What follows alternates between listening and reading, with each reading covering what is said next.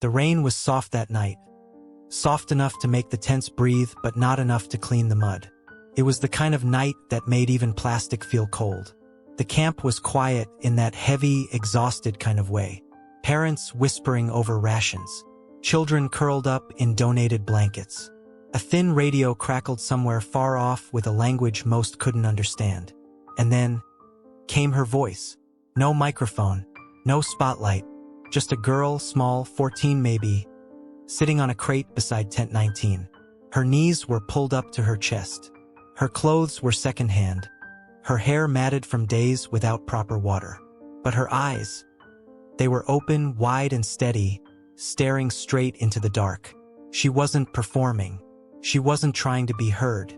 The song came like a breath, like something she'd forgotten she needed to let out. A melody low and worn, as if passed down not through sheet music, but blood. A lullaby, old, wordless at first, just humming. At first, only a few children near her looked up. Then one adult, then another. Conversations faded. Spoons hovered above open cans and didn't move. The night stopped stretching. It leaned in. Her voice cracked a little on the second verse, but not in a way that ruined it. In a way that made it human. Raw. You could feel it catch on the weight of something she couldn't name. You could hear that she hadn't sung this for an audience before. She'd sung it for ghosts, for memory, for the sound of her mother's hand on her back when the world didn't make sense. Across the dirt clearing, under the light of a flickering lamp, a man stood still. He wore boots too clean for the camp. His coat bore the logo of an international relief organization. A clipboard rested against his side, forgotten. His face was older, tired, used to grief, but just then, it softened. He didn't speak. He didn't blink. He simply listened. When the last note fell, no one clapped. There was no protocol for that here. Just air, thick with something unspoken. Then one child, a girl no older than 6, crawled into Lily's lap and laid her head there. Lily didn't flinch. She just kept still, kept breathing. The man took one step forward, then another. He wasn't supposed to be there that night. He wasn't even assigned to that side of the camp. But sometimes, a song isn't just sound. It's a signal. And in that moment, one thing was clear. Lily Harper hadn't sung for applause, but someone somewhere had just heard her anyway. Before the tents and the ration lines, before the quiet girl singing beneath a canvas sky, there was a house with peeling paint and a wind chime made from soda can tabs. It stood at the edge of a forgotten Oklahoma town, too far from highways, too close to the train tracks. The kind of place people left when they could, and stayed in when they had nowhere else. That's where Lily Harper lived, or tried to. The house wasn't much. One bedroom, a kitchen that hummed when the fridge kicked in, walls that whispered when the wind blew hard. But to Lily it was a world. Her world. The mattress she shared with her mother. The water-stained ceiling she counted cracks in at night. The second-hand bookshelf stuffed with romance novels and cookbooks missing their covers. And the closet floor where she used to sit, singing quietly into a pillow, pretending it was a microphone, pretending someone was listening. Her mother, Maria, worked 2 jobs, cleaning houses by day, cooking in a diner by night. She rarely slept. And when she did, it was on the couch with her shoes still on, an apron still knotted behind her back. But she always paused when Lily sang. Always. Every evening around the same time. Just as the sun dipped low and the shadows stretched long across their linoleum floor, Lily would hum. It wasn't something she planned. It was like her body remembered songs even when her mind forgot the words. Sometimes they were lullabies, sometimes just sounds. And every time, Maria would stand still in the doorway, hands still wet from dishes, and close her eyes. "You've got something in there," she'd whisper once. "Something that don't come from me. Something holy." Lily didn't know what to do with that, so she'd just smile, then go back to folding laundry or stirring soup. But she remembered it. Even now, the night everything burned started like any other. The radio on low. Lily sitting at the window humming a tune she couldn't name. Maria counting bills at the kitchen table, sighing every third number. Then a spark, somewhere in the faulty wiring. A smell like burning plastic. A hiss, then heat. They barely made it out. The fire took everything. The walls, the books, the mattress, the old tin wind chime. Gone in under 10 minutes. And with no savings, no relatives, no safety net. The only place left was a temporary shelter 2 towns over. Then the bus. Then the camp. But music, that didn't burn. It went with her, humming in the night, echoing in the spaces between who she was and who she might become. She didn't sing for fun anymore. She sang because if she didn't, the silence might win. And silence, she knew too well, was heavier than fire. They called it a cultural circle, though it was really just a tarp strung between poles and a few plastic chairs set around a flickering camp lantern. Once a week, if the weather held, the volunteers would bring out a cheap Bluetooth speaker, some plastic cups of juice, and invite anyone willing to share a story, a memory, a song. Most people came for the warmth. Not many stayed to listen. Lily had never joined before. She always watched from behind tent 19, knees hugged to her chest, letting the music drift to her like wind through fabric. She wasn't the type to step forward. Not anymore. Not since everything she knew had turned to ash. And especially not since that one boy at the shelter had laughed when she sang herself to sleep. "You sound like a ghost," he'd snorted. Not the good kind. But this time, something pulled her. It was the flyer. A crumpled sheet tacked to the wooden food post that read, "Open circle. Bring your story. Bring your voice." And there, below the list of names, mostly boys who rapped, older women who told folklore, was a single blank line. She stared at it for too long. The pen on the string dangled beside the paper. Her hand hovered, then dropped, then hovered again. Her stomach turned. What would they say? What if they laughed again? What if she froze? What if... She needed to try. She signed it, not in bold, sweeping letters, but in soft, almost invisible cursive. Lily H. Song. And then she walked away so fast her breath caught in her throat. That evening, Maria was too tired to notice. She worked kitchen duty that day, scrubbing trays, hauling water. Her hands shook as she ate, and she smiled at Lily with lips too thin to hold words.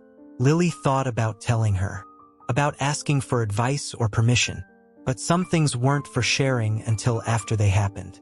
She folded her only clean shirt, a faded blue top with a stitched flower on the collar, and laid it carefully over the edge of her cot. When her name was called that night, it was a whisper in a sea of low murmurs. Lily H. Song. There was a pause, then a chuckle. Someone in the back muttered, "She's gonna cry halfway through." Another, "She still thinks she on American Idol?" Lily didn't look at them. She didn't look at anyone. She stepped out under the tarp, the camp lantern buzzing faintly above her. Her palms were damp. Her heart kicked hard against her ribs like it wanted out. The plastic chair creaked as she sat down, and for a long moment she said nothing. But then, slowly, she closed her eyes and took a breath. The plastic chair felt too big, the night air too loud. Every cough, every rustle, every impatient shuffle of a foot echoed in Lily's ears like thunder. She could feel the stares, half curious, half bored. A volunteer adjusted the lamp hanging from the center pole. The bulb flickered. Somewhere in the back, someone cracked open a juice pouch. Lily's lips were dry. She could leave. She could stand up, say nothing, walk back to tent 19, and no one would remember her name by morning. But she didn't. She closed her eyes and sang. No music, no introduction, just a single, threadbare note pulled from somewhere deep. A place even Lily didn't fully understand. Came out small, almost brittle, like the first spark before a fire finds its breath. Someone laughed, sharp, nervous, but the sound died almost immediately, because the next note came stronger. It was a lullaby, one her mother used to hum while folding laundry or scrubbing the floor of their old trailer. A tune with no title, just hums and half-syllables, wrapped around memories. Lily had never sung it in public, never out loud like this, but the words knew where to go. They slid out of her mouth like they'd been waiting. Her voice wasn't powerful, not trained, cracked around the edges, wavered at the high notes. But beneath every imperfection was a rawness that demanded attention. She didn't sing like someone who wanted to be noticed. She sang like someone who remembered what it felt like to be forgotten. And that changed everything. The circle grew still. Even the kids who usually fidgeted sat straighter. A woman with graying braids brought her hand to her chest. A teen boy, arms crossed, slowly uncrossed them. The night, once filled with scattered noise, grew heavy with breath. Each lyric felt like it carried weight, like it had been etched in the soot on their old trailer walls, like it held pieces of everything she'd lost. The hum of the fridge, the softness of her mother's voice, the wind against the chimes made from cans. She hit the final note, quiet, uncertain, long, and she let it tremble. Then she stopped. Silence. Not awkward, not empty, sacred. No one clapped. No one moved. For a heartbeat, the world simply held her. Then came the smallest sound. A sniffle. A child, no older than 4, curled into his grandmother's lap, had started crying. Not loudly, but with the quiet ache of someone who just remembered something they missed. Lily didn't know what to do. She stood, half in shadow, heart thudding, ready to apologize, until she saw him, standing just outside the circle, hands still, eyes locked on hers. A man in a field jacket with a red armband and laminated badge. Jordan M. International Voices Initiative. He didn't smile. He didn't applaud. He just nodded once. Slow, deliberate, like someone had just found what they didn't even know they were searching for. Jordan didn't approach her that night. Not immediately. He waited until the circle had thinned out, until the juice cups were tossed, the tarp folded, and most of the camp had disappeared into canvas and shadow.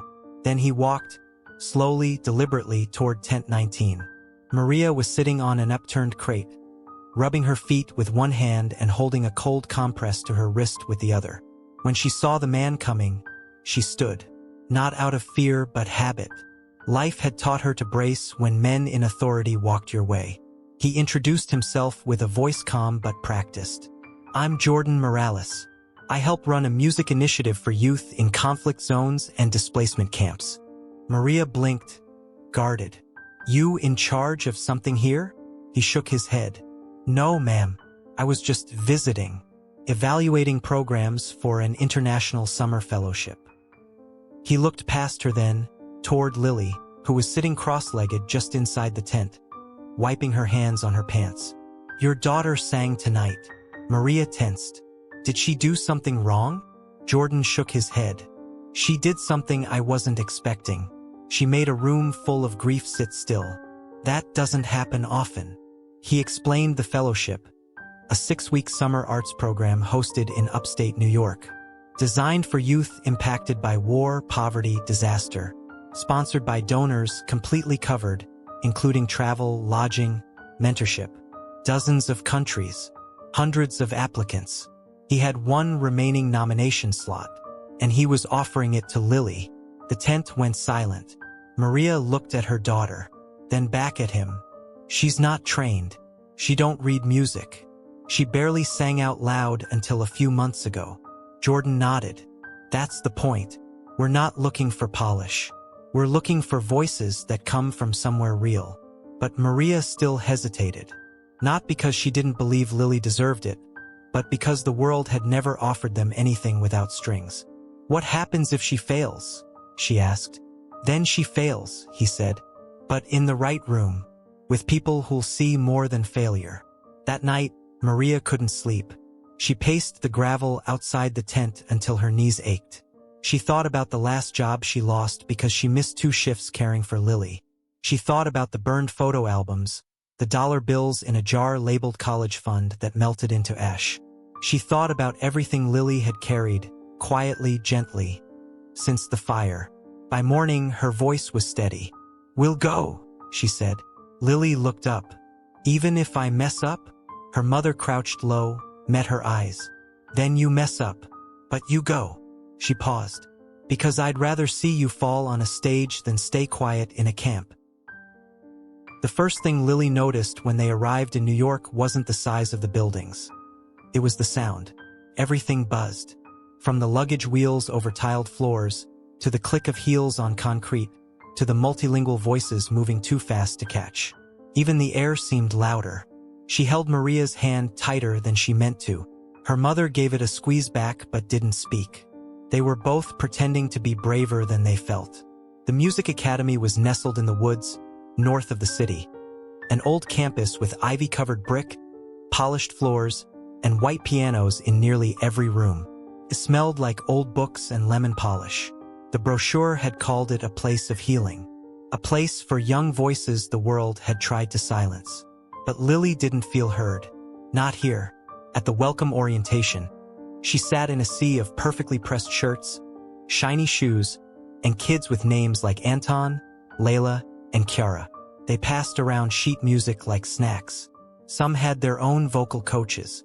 Others casually dropped stories about performances in European cathedrals or with regional orchestras. No one asked where she was from. No one asked why she kept looking at the floor. Her placement audition was a disaster. She forgot the opening note. Her voice cracked. Her hands wouldn't stop shaking. She couldn't even finish the last phrase. The panel smiled politely, but she saw the exchange of glances. Later, the list went up. She was placed in the development ensemble. A nice way of saying the bottom. Whispers followed. Not cruel, just careless. She's the refugee girl. They always put one in. She must have had a story, not a voice. Lily kept her head down. She tried to follow the instructors, but the terms blurred.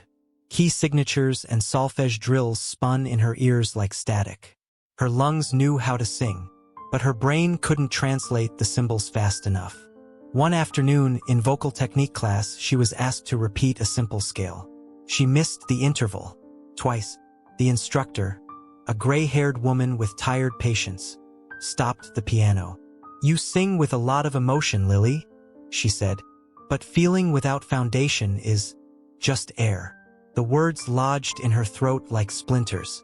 That night, in her dorm, Lily sat with her knees to her chest, staring out at the dark tree line behind the campus. She didn't cry. Not really. Just let the silence close in again. The kind she remembered too well. She reached for the little notebook she'd carried since the camp. Lyrics scribbled, half-finished melodies, and closed it. Maybe she wasn't ready. Maybe this world wasn't meant for girls like her. It started with a mistake. On her third week at the academy, Lily got lost. She had left rehearsal early. Her throat raw from overthinking every note, her chest tight from trying to sing like someone she wasn't. She took the wrong staircase, followed the wrong hallway, and ended up at the edge of campus where the trees grew wild and uncut. The path beneath her shoes turned from gravel to dirt to moss. And there it was, an old chapel, hidden in the woods, half covered in ivy, the windows stained and cracked, but still colored like memory. A rusted padlock hung from the side door, but the main doors were open, not out of welcome but neglect. Inside it smelled like dust and pine. The pews were warped, the altar bare, but the acoustics, the way sound floated in the air, lingered, kissed the rafters before falling back down. She stepped to the front, unsure why. She didn't warm up. She didn't think. She just sang. Not a scale, not an aria, not something from the academy's syllabus. She sang a melody that lived in her ribcage. A hum that had followed her from Oklahoma to the camp to this strange, echoing chapel. A song with no real beginning and no planned end. One her mother used to hum while sweeping the kitchen floor after double shifts. Came out quiet, crooked, bare. But it was hers. No one corrected her breath. No one judged the vowels. The room didn't ask her to perform. It held her. Let her voice bloom, just a little. Enough. She returned the next day, and the one after that. Each morning before breakfast, before the halls filled with fast-talking students and faster opinions, she made the walk. A little less scared each time. A little more steady. She tried different things. A lullaby from the camp. A folk hymn she'd once heard an old woman sing through her tent wall. Even her own half-written songs. Sometimes her voice cracked. Sometimes it didn't. And slowly, her voice began to settle. Not louder, not prettier, just truer. What Lily didn't know was that, on the 5th morning, someone else found the chapel too. Maestra Odelia, the woman who ran the vocal department, who rarely smiled, who taught masterclasses with her back perfectly straight, had paused her early walk when she heard something drifting through the trees. A sound that didn't belong to training, or technique, or perfection, but to memory, and mourning, and meaning.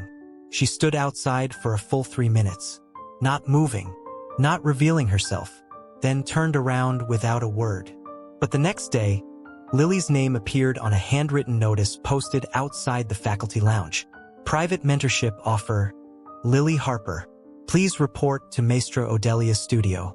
8:15 a.m. sharp. No one else was listed. And for the first time since she'd arrived, Lily didn't feel like she was falling behind. She felt found.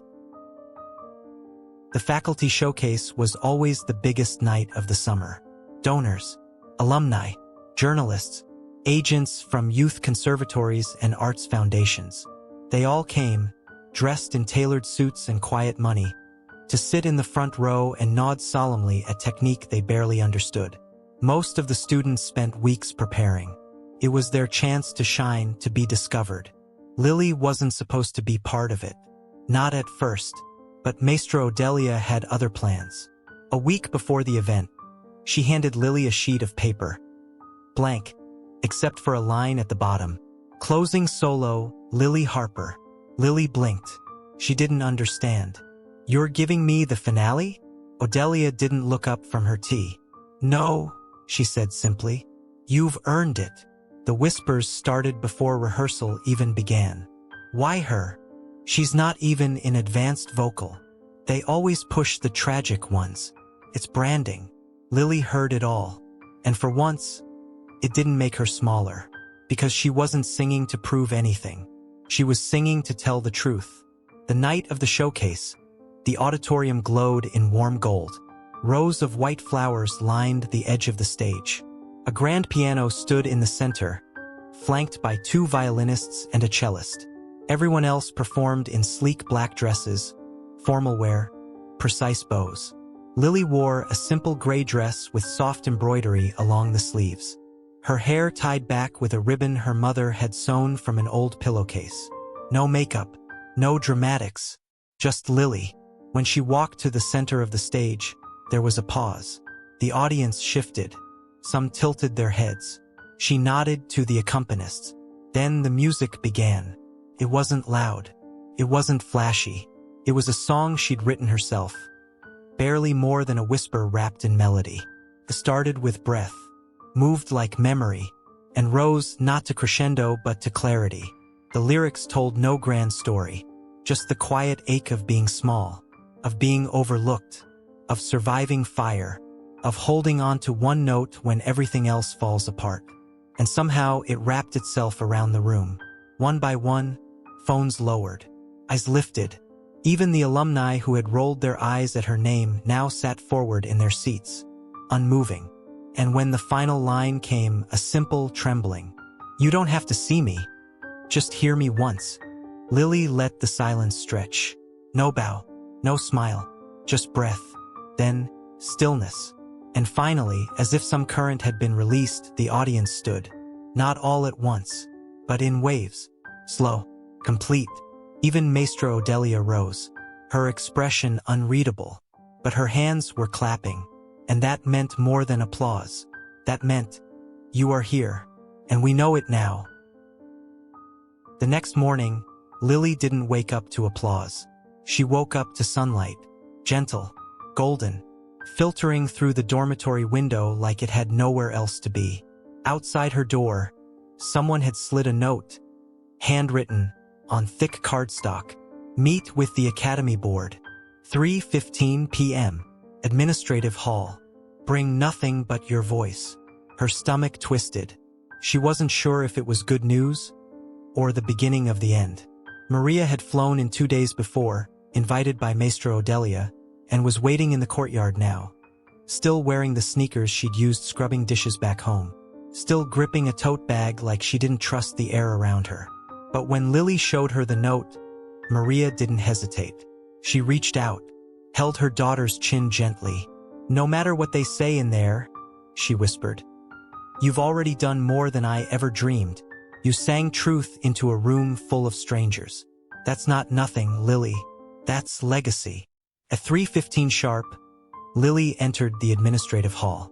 No crowd, no grand stage, just 6 chairs around a round table and one upright piano in the corner. The dean sat in the middle. Next to her was a donor in a lavender silk blouse, a voice coach from Barcelona, and 2 alumni who had performed at Lincoln Center before they turned 20. Lily stood, not frozen, just steady. "You're not here for an evaluation," the dean began. "You're here for an answer." No one said the word scholarship. No one needed to. "One of our sponsors watched your showcase performance online," the lavender-bloused woman said. "She said your voice made her remember something she thought she'd lost. The reason she loved music in the first place." Lily blinked. She didn't know what to say. "We'd like to offer you a full residential scholarship," the dean said, "for the year, with mentoring, support, guidance, the works." A pause. Then the dean leaned forward. "We know you're not technically polished, and we're not asking you to become someone else. We're offering this because you reminded us why music exists." Lily's throat tightened. She managed only one word: "Yes." Later that night, after the paperwork was signed and the thank yous exchanged, Lily and her mother sat on a bench outside the dormitory. It was quiet, breezy. Maria looked up at the stars she couldn't name and whispered, "You did it." Lily shook her head. "No," she said softly. "We did." And for the first time in a long time, she believed it. Not because someone clapped, not because her name was on a program, but because her voice, the one they once ignored, mocked, doubted, had become more than sound. It had become a place people came to remember themselves. 1 year later, the tents were gone. In their place stood a modest community center. Brick walls, mismatched chairs, a stage made from salvaged wood, and a mural painted by the children who used to sleep where the floor now gleamed. They called it the listening room. Jordan had helped raise the funds. So had the academy. And one name, in soft bronze letters near the door, read, "Dedicated to Lily Harper, for reminding us to listen." But that wasn't why she came back. She came for the concert. It wasn't televised. There were no journalists, no agents, just folding chairs, soft lights, and familiar faces who had known her not as a prodigy, but as the girl from Tent 19 who once hummed lullabies after dinner. Maria sat in the front row, hands folded tightly, wearing the same black sneakers, now neatly cleaned, and a scarf Lily had brought from New York. Her eyes never left the stage. Lily stepped out in a plain dress. No makeup, no grand entrance. She stood before the crowd. Her crowd. And for a moment, she just breathed. "I don't have a long speech," she said. "I just want to sing the first song I ever sang here, before anyone knew my name, before I knew how to sing in front of people, before I knew I mattered." And then, without music, she began. It was the same lullaby, the same one she had whispered into a plastic chair beneath a buzzing lamp, surrounded by grief and flickering hope. But something had changed. Not the notes, not the melody, but the weight behind them. They were fuller now. Not because her voice was louder, it wasn't, but because she no longer sang to be heard. She sang to hold memories, to hold silence, to hold every small ache that never got a name. The audience didn't move. Some closed their eyes. Some clasped hands with the person beside them. One child, maybe 5, curled into their mother's lap the same way another child once had, a year ago. And as the final note drifted into stillness, there was no applause. Not at first. Only one sound. The scrape of a single chair against the floor. Maria, standing, hands pressed to her chest, tears in her eyes, but no sobbing, just breath, just presence. And one by one the room followed. No cheering, no filming, just standing, together. Lily didn't bow. She didn't need to, because this wasn't a performance. This was a homecoming. Later, someone asked her what her proudest moment was. The academy? The scholarship? The standing ovation at the showcase? She smiled, shook her head gently. No, she said. It was when my mom stood up. That night, the first time, before anyone else believed in me. She already did. And that's why I kept singing. Sometimes the world doesn't change because of a roar. Sometimes it changes because someone dares to sing into silence, and someone else quietly dares to stand. If you've ever felt like your voice didn't matter, if you've ever whispered something true and no one listened, then this story was for you. Because sometimes it only takes one person to believe for everything to change. If you're still standing, if you're still singing, even if only to yourself, leave a comment that says, "I'm still here." And if you know someone who's forgotten how much their voice matters, send them this story. Because maybe, just maybe, they need to hear it. The way the world needed to hear Lily. Quiet, but real, and unforgettable.